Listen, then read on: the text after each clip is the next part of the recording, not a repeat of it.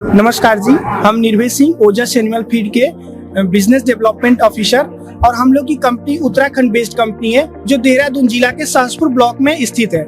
हम लोग का कंपनी का दो आइडियोलॉजी है। हम लोग first of all urea free feed बनाते हैं। यूरिया जो पशु को हम लोग यूरिया देते हैं, यूरिया मिक्सअप करके फीड में देते हैं, तो उससे हमारा पशु की फर्टिलिटी घटती है। और अगर फर्टिलिटी घट रही है तो निराश्रित गौवंश की संख्या रोड पे दिख रहा है, मतलब ज्यादातर पशुओं को लोग छोड़ दे रहे हैं, तो उससे हम लोग बचते हैं और हम लोग यूरिया फ्री फीड बनाते हैं। सेकंड हम लोग का आइडियोलॉजी है, हम लोग बाटर सिस्टम पे काम करते हैं, वस्तु विनिमय प्रणाली, जिससे किसान आज के डेट में प्रोडक्शन करता है लेकिन उसको मार्केट नहीं मिल रहा है। तो हम लोग उसको एक तरफ से पशु को भी सपोर्ट कर रहे हैं और दूसरा हम लोग आर्थिक सपोर्ट इस प्रकार से कर रहे हैं तो हम लोग उनके वस्तु विनिमय प्रणाली के तहत यहाँ पे जो भी प्रोडक्ट डिस्प्ले किया गया है, इसमें से कोई भी प्रोडक्ट अगर किसान उत्पादन करता है तो उसको हम लोग लेते हैं और उसके बदले में हम लोग अपना पशु आहार देते हैं और उसको कैश से मार्केटिंग सपोर्ट देते हैं। अब तो रहा हमारे कंपनी का आइडियोलॉजी। हमारी कंपनी की जो मैनेजिंग डायरेक्टर है डॉक्टर बीनू भदौरिया, जो 25 साल प्लस वेटनरी ऑफिसर रह चुकी हैं और उस वेटनरी में उन्होंने काम किया है, तो उनका जो भी नॉलेज है उसको इम्प्लीमेंट करके हम लोग अलग अलग कैटेगरीज का फीड बनाए हैं। अब रही बात एनिमल फीड की। एनिमल फीड का फर्स्ट ऑफ ऑल बात करते हैं, जो अदर पशु आहार कंपनियां हैं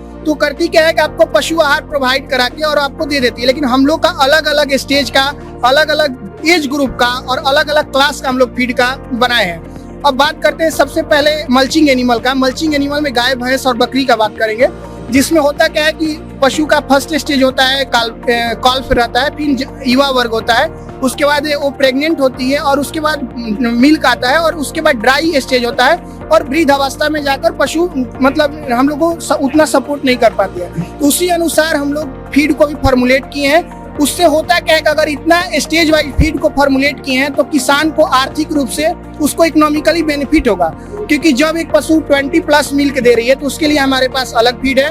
अगर कोई पशु 20 से नीचे दूध दे रही है तो उसके लिए अलग फीड है। अब रहा कि पशु का मल्चिंग एनिमल पे हम लोग बात कर लिए।